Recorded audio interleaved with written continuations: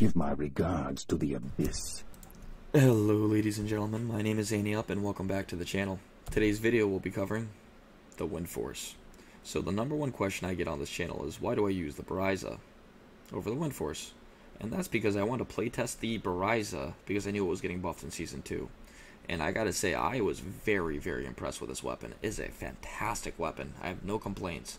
But I still wanted to playtest the Windforce. But I didn't want a 3.5 high rune or a 4 high rune Windforce. I wanted like a 10 plus high rune Windforce. So I need to save up a little bit before I could properly playtest this weapon and compare it properly to the Buriza. So I will say it is better. It's faster, it's more efficient, but it's preferred preference. I mean, if you're one-shotting things, you're one-shotting things. You're just nickel and diming at that point, so it doesn't really matter. It's just preferred playstyle at that point, in my opinion. Now, this particular weapon rolled 336 enhanced damage, a large like puzzle box for 4 open sockets, and I put 4 ED jewels in there, range between 32% and 40%. I also upgraded my Veil of Steel to 3 open sockets with 3 -15 requirement jewels and enhanced damage. And I'm going to go over the rest of the gear really quickly and the optimization issues that I'm currently struggling with. So the amulet is the same with a Cat's Eye amulet with a Dexterity Corruption, Tiarel's Might with an enhanced damage jewel, Wartravs, Dual Leech Ring, Nosferatu's Coil with 12 faster run walk corruption. This will be ultimately replaced with a Pierce Corruption and a 3 to Heart of the Wolverine Wisp Projector and Ling of Hands. Same ones because I keep wrecking them every time I find them, or have a shit corruption every time I corrupt them. So it is what it is until I find a new one. Charms, still shit. They still need to be optimized. I have had really, really, really bad luck with the charms this season. Don't know what's going on with that. Maybe I'll have to start trading for them. Now, one of the biggest issues that I have is I have a 13 Fanaticism aura on my Faith Bow because I made it myself and that's just what it rolled. It is what it is, so I need to find a better one. I need to get 15 Fanaticism aura. That's going to help my issue. Everything else on this character is supporting gear so I can wear my Templar's Might due to that high strength requirement, and also why I have a Hell Rune in there as well. And right now I'm only hitting 80 IAS, which I'm not hitting the maximum breakpoint with the way I have my gear set up and my mercenary set up, so it is what it is, but it's still really, really good, and I feel like it's still better than the Buriza I was using, surprisingly. I thought this thing was beast, but I mean, even with a lower damage, it tends to clear a little bit faster. And I feel as I optimize my build, it's going to clear a lot faster. So with that being said, let me go ahead and just show you what I'm using for damage, or what I have for damage here. I don't have CTA or any other buffs that I can add at the moment. I tried Demon Limb. I wasn't impressed with the buff. It only added about 100 top-end damage, which really didn't seem worth it at the time. So I'm running about 7,747 damage for the multi-shot damage. Guided Arrow is 7,775. Now that's a little bit lower than I was running with my Buriza, but not by a lot. And I'm not using Atmoscarab at the time, which granted me probably another 300 damage. I do need the Cat's Eye for the IAS, and the faster run walk is really, really nice. So with that being said, I could show you a little bit about this character with a quick map that I ran earlier. I didn't get to finish the map, unfortunately, so I can only show you some clips of it. But in the future, I will have more playtesting of this character, so you'll get to see more of it. And hopefully by that point, I have more items optimized, more skills optimized, and that kind of thing. So just really quickly, before I jump to the map that I did earlier, I'll show you where I'm struggling. I have a lot of points into Pierce, which I took out of Evade, and I took out of Dodge. I only reached 87% Pierce, so that's going to have to get fixed. I need to get that to 100% ASAP. Now, Critical Strike's still the same, max that out. Still love running the Valkyries. They're becoming a little bit less useful as time goes on, but I still like them for the really difficult Phys-immune groups and stuff like that, so I'll continue to use them until I find that they are no longer useful.